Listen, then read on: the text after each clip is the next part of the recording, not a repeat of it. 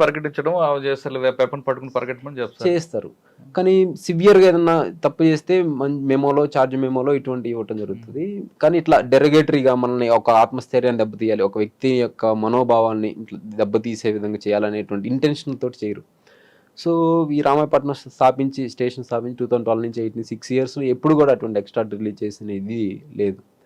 అట్లా చేస్తూ ఉన్నప్పుడు మనం డ్రిల్ చేసేటప్పుడు ఏమైతుందంటే మార్చ్ ఫాస్ట్ చేసేటప్పుడు మనకి పాకెట్స్‌కున్న ప్రెస్ బటన్స్ ఊడిపోతాయి అవును. కొన్నిసార్లు. ఇక్కడ పోతే క్యాప్ బటన్స్ అన్ని ఊడుతాయి. అది అది యాదృచ్ఛికంగా జరుగుతుంది, మన ఇంటెన్షన్‌తో జరగదు. సో, అది ఊడినప్పుడు అది చూసి ఏమండే ఏఎస్ఐ గారు ఏం చేపిస్తున్నారు మీరు? అతని ప్రెస్ బటన్స్ కూడా సరిగా లేవు. అతనికి ఒక మళ్ళీ పనిష్మెంట్ ఇవ్వండి అని చెప్పి నాకు ఒక పనిష్మెంట్ మూమెంట్ చేపించడం జరిగింది. పనిష్మెంట్ రూలో మళ్ళీ పనిష్మెంట్ అనమాట, డిప్స్ తీపించడము ఇట్లా. సో దాన్ని కథం తలని ఒకటి ఉంటుంది, అది చేపించడం. అంటే ఎట్లా he just treating me like ఒక రోబోట్ లాగా, లేకపోతే వీడికి ఎట్లా గుణపాఠం చెప్పాలన్నట్టు. సో అక్కడ నేను ఏంటంటే ఆ డిసిప్లైన్ మెయింటైన్ చేయడం అనేటువంటి దానికోసంగా కాదు, ఇది పర్సనల్ ఇంటెన్షన్ తోటి ఐ ఫెల్ట్ దట్ యాక్చువల్గా అది ఎవరికైనా అక్కడ ఉన్న 60 మంది సభ్యులకి అర్థమైంది. సో అది అట్లా అయింది. అయిన తర్వాత వచ్చి ఏమనుకుంటున్నావు నువ్వేది సివిల్స్ ప్రిపేర్ అవుతున్నంత మాత్రం నువ్వు సివిల్స్ కొట్టినట్టుగా ఫీల్ అయిపోతున్నావా? నువ్వు ఆఫ్టర్ ఆల్ కానిస్టేబుల్ గాడివి, గుర్తుపెట్టుకో. నీ నీ లిమిట్స్లో నువ్వు ఉండు, ఊహల్లో తేలమాకు. నువ్వు కానిస్టేబుల్ అనేది నువ్వు రియలైజ్ అయితే నీకు ఎంత త్వరగా రిలీజ్ అంత మంచిది అని చెప్పి అన్నారు. కానీ పోలీస్ డిపార్ట్మెంట్ కానిస్టేబుల్ పిల్లర్ కదండి యాక్చువల్గా. అది ఒక ఐరన్ డిపార్ట్మెంట్ లేదు కదా. అవును. మరి అంత కసి ఎందుకు ఆయనకి? అది ఆ వ్యక్తిగతమైనటువంటి జలస్తో లేకుంటే మిగతా అంశాలతోటి అది ఇంప్రూవ్ అవడం జరిగిందండి. అంతకుముందు కూడా నాకు నెక్స్ట్ డే నాకు రాజమండ్రిలో ఒక ఎగ్జామ్ ఉంది, రైల్వే ఎగ్జామ్.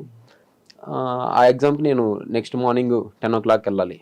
కానీ దాని ముందు రోజు నాకు కావాలని నా టర్న్ కానప్పటికి కూడా నాకు సెంట్రీ డ్యూటీ వేసి ఆ ఎగ్జామ్కి నేను వెళ్ళకుండా చేయాలని చేశారు. సో నేను అంటే పర్సనల్ ఇంటెన్షన్ తోటి నేను అదే విషయాన్ని నేను bureau of police research and డెవలప్మెంట్కి, మినిస్ట్రీ ఆఫ్ హోమ్ అఫైర్స్ వాళ్ళకి, డీజీపీ గారికి, అదేవిధంగా రాష్ట్రపతి గారికి, ప్రధానమంత్రి గారికి కూడా నేను లేఖ రూపంలో రాసి ఇట్లా చేస్తున్నారు.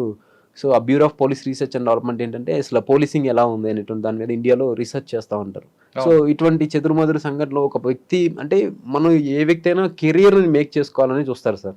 ఇప్పుడు మనం కానిస్టేబుల్ రిక్రూట్ అవుతున్నాం అంటే మనకి ఫర్దర్గా ప్రోగ్రెస్ ఉందంటేనే కదా మనం ఇంకా ఉత్సాహంతో పనిచేస్తాం. వేరే ఉన్నప్పుడు దాని దగ్గర వెళ్తుంటాం, ఉత్సాహంతో పనిచేస్తాం. సో మనకి ఇప్పటికీ నాకు పోలీస్ డిపార్ట్మెంట్ చూస్తున్నాను, మా సీనియర్స్ కొంతమంది 20 ఏళ్ళు, 21 ఏళ్ళు, 22 ఏళ్ళు పనిచేసినా కానీ హెడ్ కానిస్టేబుల్ కూడా అవ్వట్లేదు. సో మనం కానిస్టేబుల్ జాబ్ చేస్తూ ఆ ప్రోగ్రెస్ మేక్ చేయాలి అనేటువంటి ఆ ఉద్దేశంతో కాంపిటేటివ్స్ ప్రిపేర్ అవుతూ ఉంటాం. సో ఇట్లా చేసి మళ్ళీ నేనేంటి నా ఖాళీ టైంలో నేను ప్రిపేర్ అవుతుంటాను.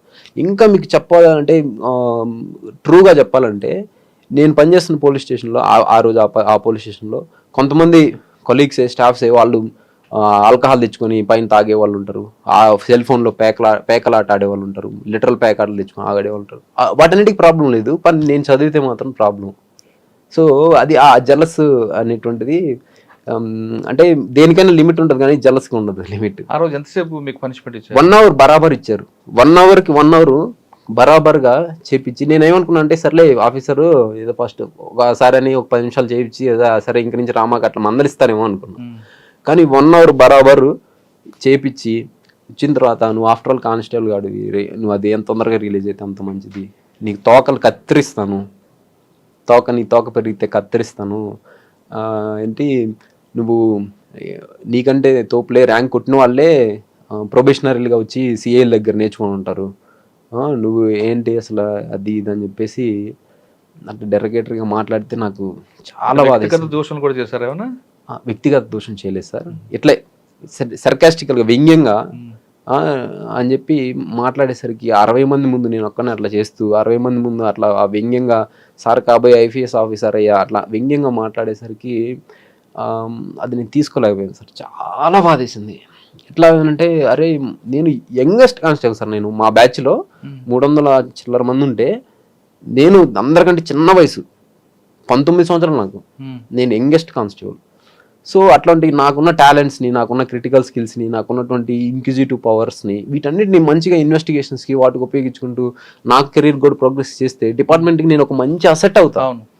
సో అట్లా చేయకుండా పర్సనల్గా ఏదో ఇది చేస్తే ఆయన ఇంకా బ్రిటిష్ పోలీసుని ఫాలో అవుతున్నాడు. ఎస్ ద బ్రిటిష్ లెగసీ అనేటువంటిది అది ఇంకా అది బ్రిటిష్ వారు అంటారు చూస్తానికి రూపంలో భారతీయులను మైండ్ సెట్ లో బ్రిటిష్ వారిని మేము తయారు చేస్తామని ఆ లెగసీ ఈ రోజుకి ఉందన్నమాట. ఆ కలోనియల్ కొంతమందికి, అందరికి కాదు. అండ్ ఇంకొకటి కొంతమంది మంచి ఆఫీసర్స్ ఉన్నారు సార్.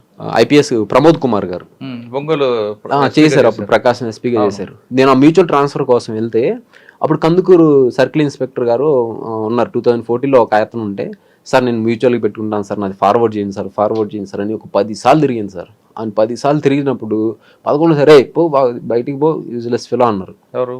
ఆ కందుకూరులో సిఐ అన్న తర్వాత అసలు నేనేం అడిగాను, నా మ్యూచువల్ ట్రాన్స్ఫర్ అంటే ఇక్కడున్న స్టాఫ్ అక్కడికి వెళ్తారు, అక్కడున్న స్టాఫ్ అక్కడికి వస్తారు. సో దీనికి కూడా వీళ్ళు అంటే కనీసం స్టాఫ్ గ్రీవెన్స్ని అడ్రస్ చేయడం అనేది ఒక ఎస్హెచ్ఓగా మీ బాధ్యత. సో అట్లా చేయాలని చెప్పి చేయకుండా నేను ఇంకేం చేశాను అంటే, సరే ఏదైతే అది అవుతుంది, మహా అయితే ఎస్పీ గారు ఏం చేస్తారు, తిడతారు లేకపోతే ఒక మెమో రాపిస్తారు త్రూ ప్రాపర్ ఛానల్ రాలేదని చెప్పి ధైర్యం చేసి వెళ్ళిపోయాను సార్. అసలు మీరు నమ్మరు సార్, ప్రమోద్ కుమార్ సార్ గారు ఎంత జనరాసిటీ తోటి, ఎంత సెన్సిటివ్గా, మ్యాగ్నానిమిటీ తోటి, ఏంది బాబు ఇట్రా అన్నారు. సార్ ఇట్లా చదువుకుంటాను సార్, నాకు ఖాళీ టైం అక్కడ రామాయపట్నంలో అయితే షిఫ్ట్స్ అట్లా ఉంటాయి, కొద్ది టైం సేవ్ అవుతుంది, ప్లస్ మా నాయనమ్మ గారు ఉన్నారు, మా పేరెంట్స్ ఇద్దరు ఎక్స్పైర్ అయి ఉన్నారు, ఆమెతో కూడా కొద్దిగా టైం ఆమె కూడా మంచిగా చూసుకోవడం ఉంటుందంటే, ఇదంతా పని ఇట్రా అని చెప్పి అట్లా సంతకం చేసి సీసీకి వెంటనే కొట్టేసేయండి, అవుతుంది 10 minutesలో నాకు రిపోర్ట్ చేయండి అన్నారు. అసలు నేను ఆ నుంచి తీసుకొని ఒంగోలు నుంచి గుడ్లూరు వెళ్ళే లోపల నా వచ్చేసిందండి ట్రాన్స్ఫర్. సో అంటే అక్కడ అదే కందుకూరు సర్కిల్ ఇన్స్పెక్టర్ గారు పోరా యూజ్లెస్ ఫెలో బయటికి ఎన్నిసార్లు చెప్పాలి నీకు అన్న దానికి, అదే ఒక ఐపీఎస్ హోదాలో ఉన్న వ్యక్తి ఎంత మ్యాగ్నానిమిటీ తోటి, ఎంత జనరసిటీ తోటి with pen stroke just 2 minutes దాన్ని సాల్వ్ చేసి, దీన్ని దానికోసం 2 months తిరుగుతున్నా. అదే చెప్తున్నా, ప్లస్ ఉంటారు మైనస్ ఉంటారు.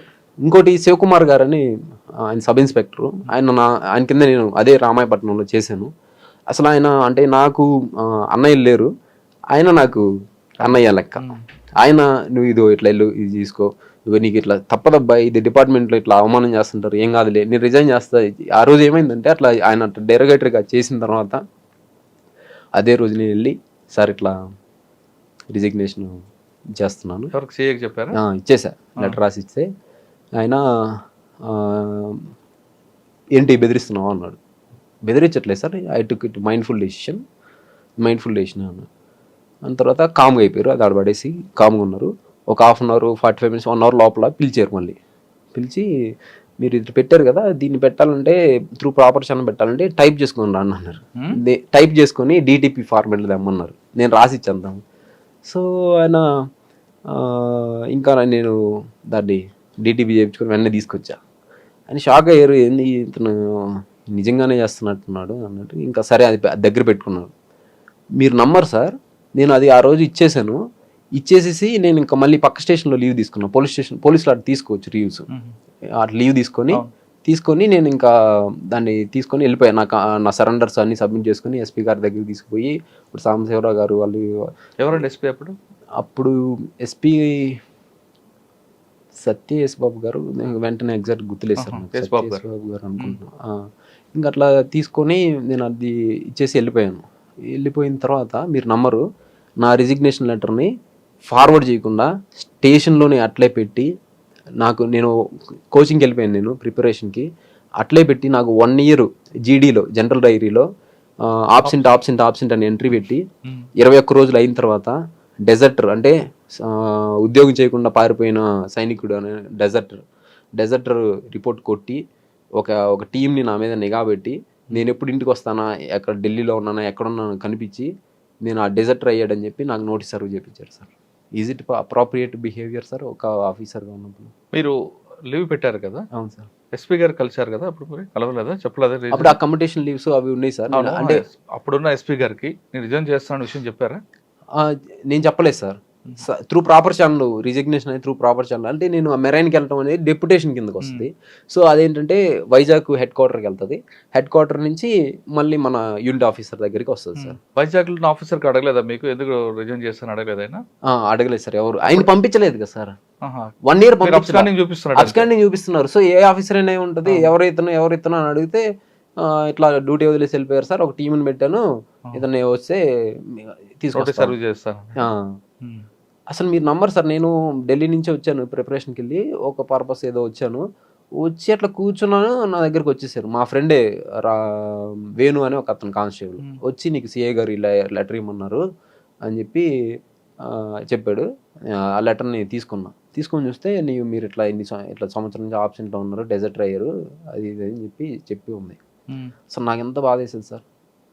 మీరు నేను అడగలేదు. అడగకుండా నేను ఇంకా